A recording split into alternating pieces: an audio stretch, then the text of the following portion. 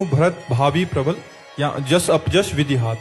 महाराज जी, कर्म प्रबल है या भाग्य? तो विधिहात तो कर्म ही कद से बनता है ना, जिसे प्रारब्ध कहते हैं, जिसे दैव कहते हैं, जिसे विधि विधान कहते हैं। तो विधि विधान कैसे बनता है? पूर्व के कर्मों से ही तो हमारा भाग्य बनता है। अब हम नए कर्म कर रहे हैं, उनको क्रियमाण कहते हैं। जो पूर्व संचित कर्म है, उनसे जो कुछ निकाल करके शरीर की रचना है, उसे ही तो दैव कहते हैं, उसे ही तो प्रारब्ध कहते हैं। अलग कहाँ है?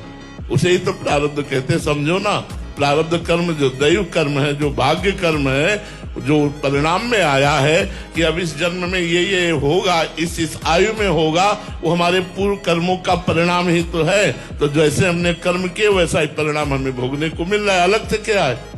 दैव प्रारब्ध कोई अलग चीज थोड़ी नहीं है। वो प्रारब्ध जो बना वो हमारे शुभ अशुभ संचित कर्म से निकाल करके जो मानव शरीर की रचना हुई, उसी से प्रारब्ध बना, उसी को